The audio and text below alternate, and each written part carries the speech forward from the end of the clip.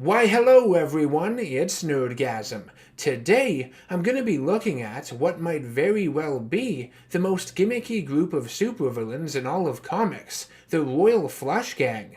They debuted in Justice League of America number 43 from 1966 and take their name from the straight flush in poker consisting of an ace, king, queen, jack, and 10 of all the same suit, also known as a royal flush, which is the best possible hand you can have in the game when wild cards are not being used. The Royal Flush Gang was formed by a man named Amos Fortune. Amos is a biblical name, meaning to carry, or be carried by God, but in this instance, it's just a play on the word amass, because Amos and his gang are a group of thieves and swindlers. They amass a large fortune of stolen property. As a child, Amos's father, a gambler, was killed by the mob after failing to pay a debt he owed them. He left behind a deck of lucky cards that his son would find, cherishing them as they were the only thing he had left of his father. Amos became obsessed with playing cards, and luck in all of its forms, both good and bad. He would become highly knowledgeable in games of chance, and would use his skills to con many people out of money, from the bullies that would torment him about his weight as a child, to the highest of high rollers and card sharks as an adult, which got him into a lot of trouble. Amos would employ several of his childhood friends to act as his enforcers, calling them the Royal Flush Gang, and sending them on a slew of capers. Amos himself would be an on-again, off-again member of his gang as well, codenamed Wildcard. One of the gang members, Ace, is usually depicted as a tall and incredibly strong android built for the team to act as their muscle in case things go sideways, which almost always does against the caliber of heroes they face off with regularly. In order to stand a fighting chance against DC's mightiest superheroes and their powers, the Royal Flush Gang make use of various high-tech weaponry: swords, scepters, eye lasers, gauntlet firearms, card missiles, and fly around on massive playing cards called card shooters. Their headquarters is called the House of Cards. Why wouldn't it be? And inside, it's made up to look like a royal court, with a long stacked deck table and giant poker chips placed all around.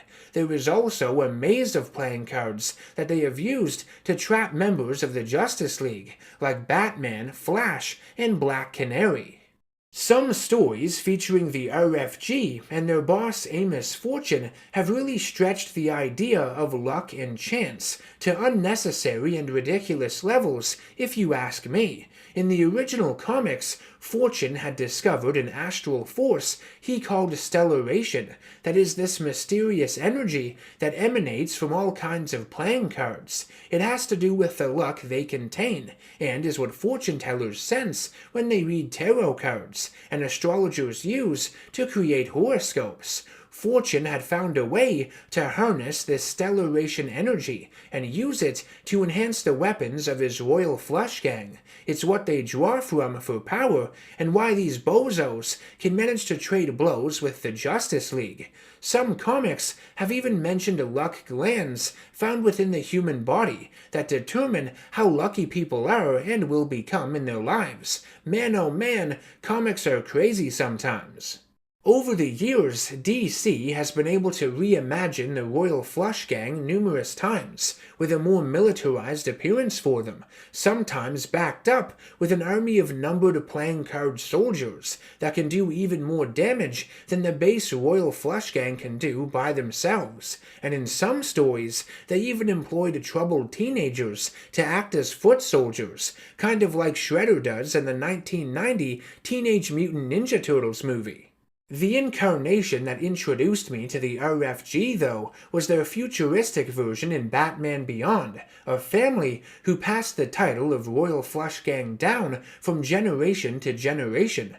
The daughter, 10, was one of Terry McGinnis's love interests in the series, and of course, none of us can forget Ace in Justice League and Justice League Unlimited, a young girl with reality-altering powers who died.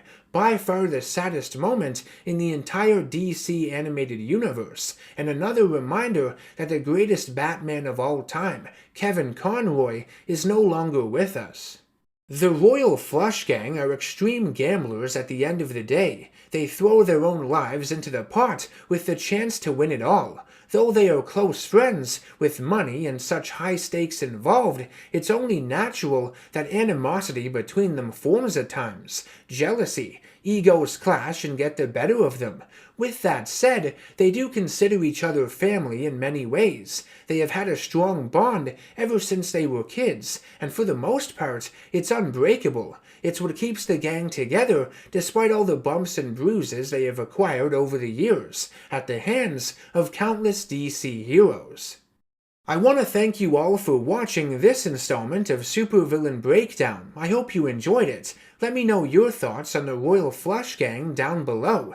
If you'd like to support the channel and ensure the production of more content like this in the future, you can do so by subscribing, hitting that bell icon for notifications, and by becoming a producer over on patreon.com if you can. You can also nominate villains for me to cover in future videos over there as well. I will see you all in the next one. Take care, stay safe, and always stay nerdy.